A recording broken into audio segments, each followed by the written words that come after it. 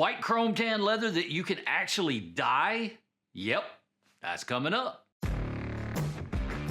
Hello everyone, my name is Daniel Reese. This is Weaver Leather Supply. Today, we're going to be taking a look at a product called Chrome Impact Leather. And now, what's so special about it? Well, first off, it's white. And I know this might look a little bit blue on camera, but trust me, in person, it's actually white. So white chrome tan leather in and of itself, that's pretty cool. But this doesn't have a top coat on it. There's no finish on this leather, which means you can dye it. So we need to play around with this a little bit and see how well does it actually take the dye? Is it consistent? How much do you have to put on there? All kinds of things. We need to play around with it a little bit first. So to do that, instead of using the traditional Phoebings dyes that I would normally use, they tend to be browns and black, right? They do have reds and blue and green and that kind of thing, but I want to do something a little bit more vibrant. So we're going to be using Angelus leather dye today. In fact, we're going to be using rose, turquoise, blue, and purple. As I do this, you can see it takes the dye really, really well. I was a little bit concerned about how consistent the dye job was going to be, but as it dried and as the dye kind of absorbed into the leather, it really evened out nicely.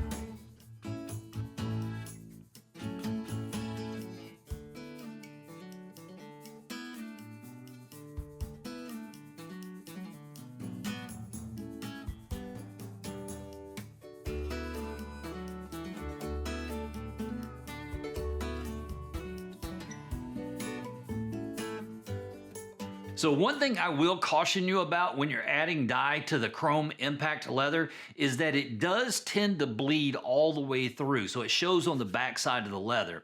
So that's really easy to fix. You're either going to want to dye the front and the back, maybe dip dye it, or you can add a liner to the back side of it. Either one, but just know that when you dye it, the dye does tend to seep through and show on the back side of the leather. So now that we know how well it takes dye, the question is, what kind of project are we going to do? Are we going to do a purse, a bag, a wallet?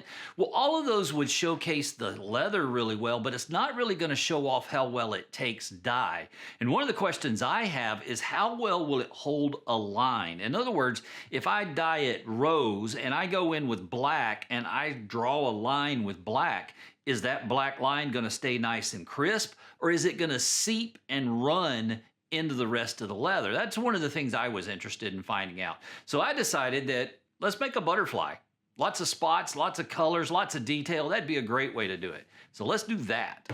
So this right here is the pattern that we're going to be using to make our project today. And if you'd like to make your own, I'll make sure that the pattern's available below for free. And I'm even going to simplify it a little bit so that the pattern's easier to trace. But one of the problems that we have first is that chrome tan's not like veg tan. If you lay a pattern on top of it and you trace it, it's not really going to hold that impression. So we need to come up with a way to transfer this pattern to the chrome tan in a way that we'll be able to use to create the pattern. The easiest way I know to do that, after you trace your pattern on the top of the transfer paper, or the tracing paper, flip it over so that the pencil is now on the bottom side of it, and now we can trace on top of that. It will hold the pattern a little bit, but the pencil is actually going to transfer, and that's going to give us our pattern that we need to be able to start creating this. So we're going to do that for the top set of wings and the bottom set of wings. And after we've got it all on there, we can make sure that we see our pattern on the leather. We can see all the little pencil marks. Then we're going to grab a really fine tipped brush and grab the Angelus purple dye. And essentially what we're going to do is we're going to go through and outline everything so we don't lose our pattern.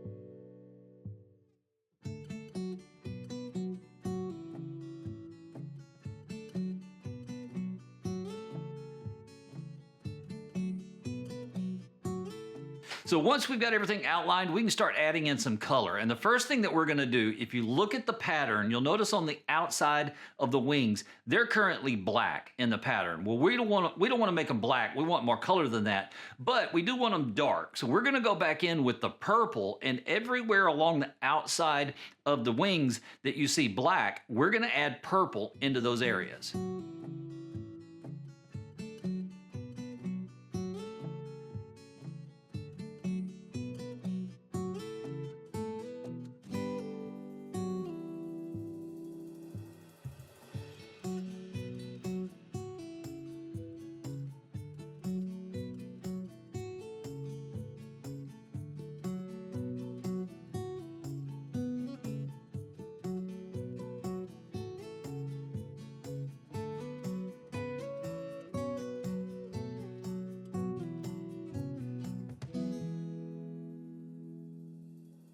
So at this point, you should have two sets of wings, an upper layer of wings and a lower layer of wings. And they should essentially be purple and white, so purple with white spots on them. Well, now we're going to go back in with the turquoise, and all of those spots on the wings, we're going to add turquoise to those. Adding this color in is a lot more simple than painting typically is, simply because the dye just absorbs into the leather. Just go slow and it's fairly easy to control. Just don't get too much dye in the brush itself and you'll be able to control it with no problem.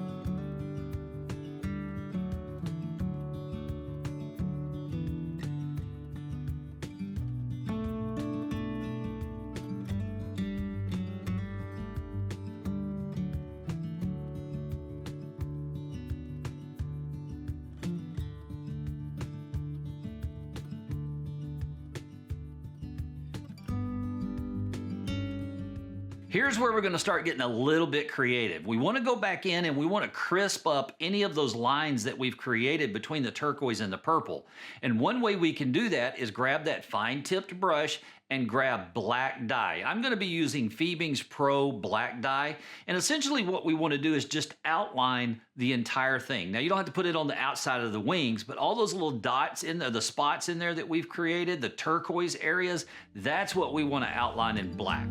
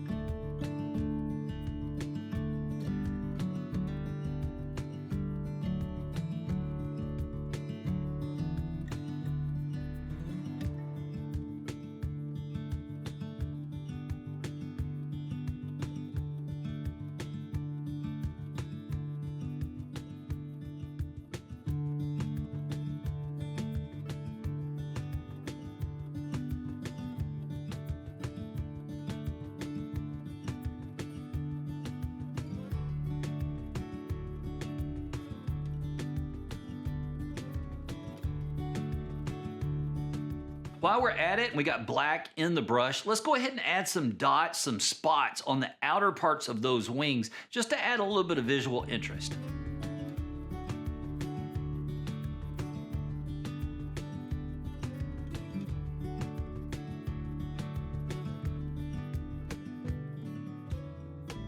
So we're not quite there yet. It still needs a little something. So what I'm gonna do is I'm gonna keep my fine tipped brush with the black in it, and I'm gonna go in and I'm gonna add these little slash marks to the turquoise spots. Now, these are just like swivel cuts. We want one end of them to taper. And you're gonna find that's a lot easier to do if you do it with some confidence and some speed. So practice on a scrap piece of paper if you need to. And you want to make sure that you're using your reference picture to decide what angle those lines should go.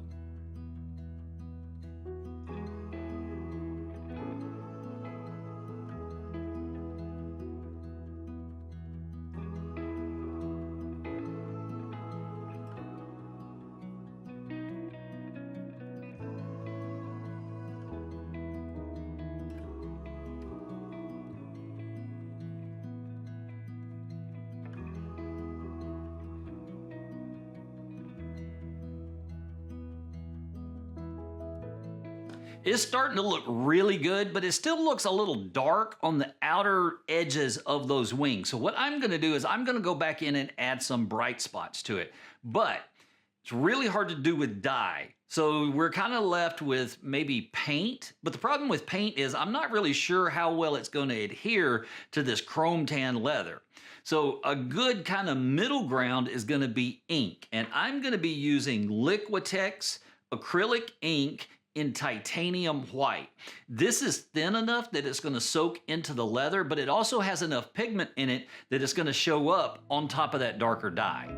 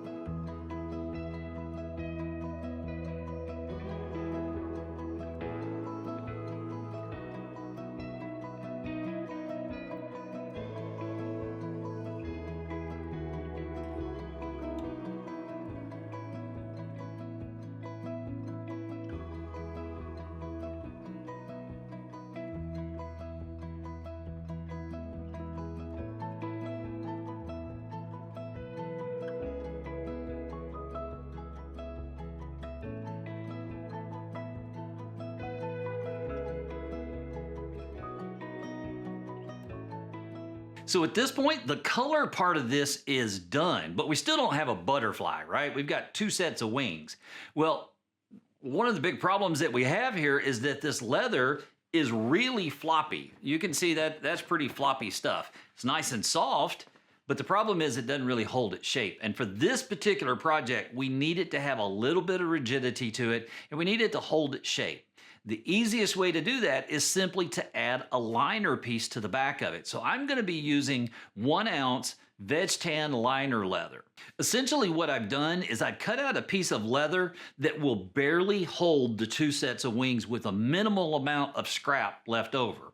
Then what I'm gonna do, because I want the back side of it, the underside of these wings to have a finished look, I'm gonna go in and I'm gonna dye this liner leather black. That way when we put them together, that black's really not gonna attract your eye, but it is gonna give it a finished look.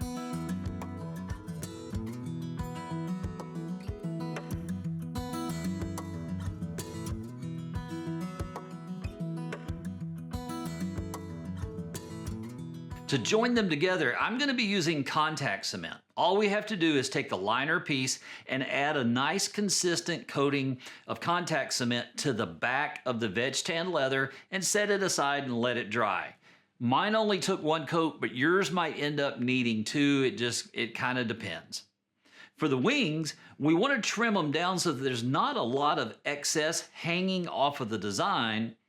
But I want to point out, notice that I haven't actually cut them out yet. That comes later. We just want to trim around them so that we've got a nice little margin all the way around that's not too wide. As you add contact cement to the back of the wings, we want to work from the center out. If you start on the outside and work to the middle, you almost always are going to get glue that wraps around to the front, and that's going to ruin our project. So work from the center out. Once the contact cement is tacky and it's not wet anymore, we're good to go ahead and put the two pieces together. But a little bit of word of warning here, if you've never worked with contact cement before, once they go together, they do not want to separate. So make sure you're really confident in your placement. Take your time, get it right, then put them together. Now that we've got that done, we can go ahead and cut out the wings.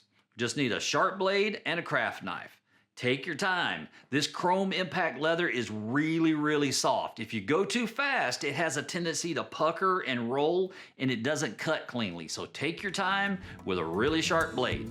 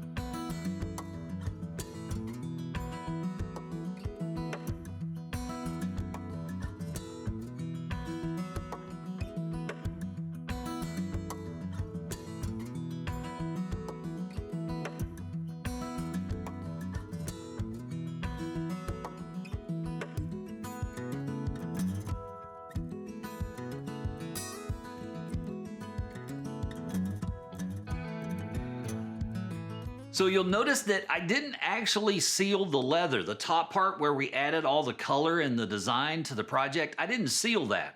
And one of the reasons is that I didn't notice any rub off. It holds that color really, really well. So I didn't feel like it needed it. The other problem is with the finish, how soft this chrome impact leather is.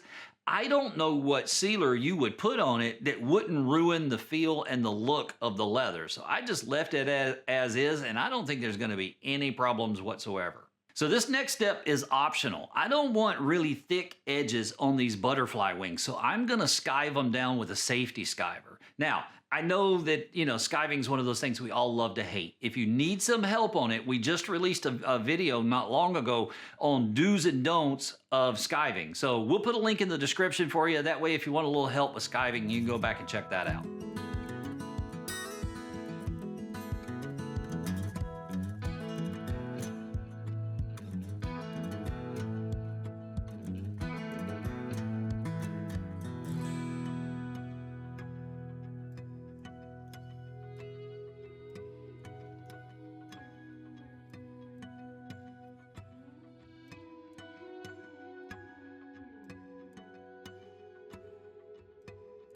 After we've got it skived, we got a little bit of cleanup work to do. Essentially, we need to go re-dye the areas that we just skived, and those cut edges where we cut the pattern out, we need to go in and dye those as well, because right now they're pretty bright and they really grab your eye. The easiest way I found to do it are the paint dye markers from Weaver. They make really quick work of this kind of thing with little to no mess.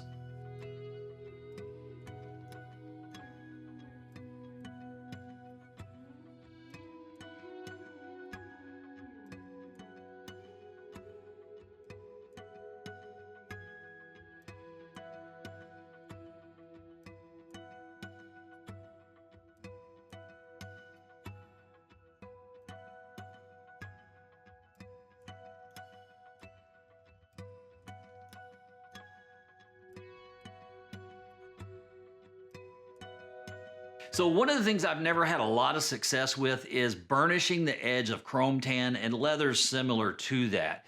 They never really clean up like veg tan does, and they certainly don't hold up over time. The more you use whatever project it is, belt, wallet, whatever it is, it tends to break down and then the edges get fuzzy again, and it doesn't hold up.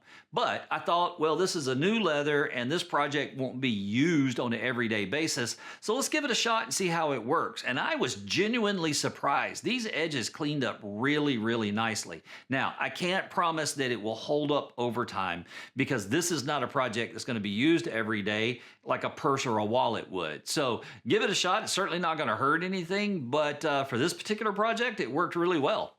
Now we've got two beautiful sets of wings, but we still don't really have a butterfly. So what do we do next? Well, what we're gonna do is we're gonna grab the top set of wings and we're gonna fold them in half, just like a normal butterfly's wings would close. What that's gonna do is it's gonna create a bend or a crease at the bottom. We're gonna grab our Leathercrafter cement and add a very small amount of white glue, Leathercrafter cement, to that bend. But I really want to emphasize we're going with as little glue as we can, because what's going to happen if we put too much in there, we fold it together, put a clamp on it, that glue is going to squish everywhere and it's going to ruin our project. So go with the smallest amount of white glue, Leathercrafter cement, that you can, and it still hold together.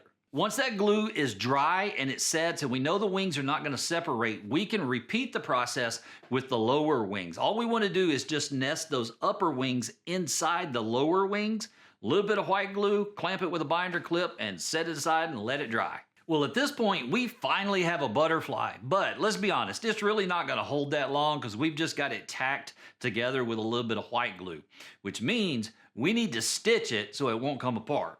To do that, we're just going to grab our wing dividers and set them to 1/4 inch. Then we're going to very lightly score in a stitch line. From there, we're going to take our 2-tine chisel and our single-tine chisel and punch 3 holes. Just be really careful not to clip the edge of the wing. To stitch it together, I'm going to be using my John James needles and my Ritza Tiger thread in black, and I'm essentially going to saddle stitch it together. But I really want to make sure that there's no problem with this thing forcing the stitches open, so I'm going to go up and down that stitch line 3 different times. It's definitely overkill, but I want to make sure that we don't have any problems with the stitches being forced apart. So we've got it stitched, but how do we actually tie off the thread? We don't want a big ugly knot sticking out one side. Well, we've gone up and down this stitch line 3 different times, which is essentially a back stitch. It's a great way to secure a thread. Well, if we just make sure that we stop in the center hole, it's going to be going through the thickest part of the leather. We can just snip it off, heat it up with a lighter, and then press it flat, and we've got a nice flush stitch line with no knot.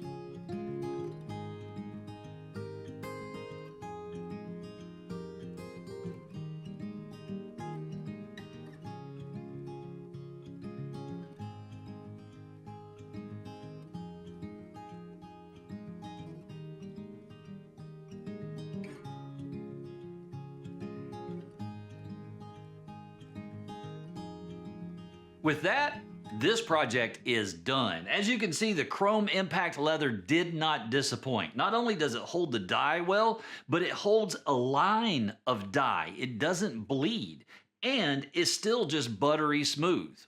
Well, that's going to do it for this video. I will see you in the next one. In the meantime, go make something amazing.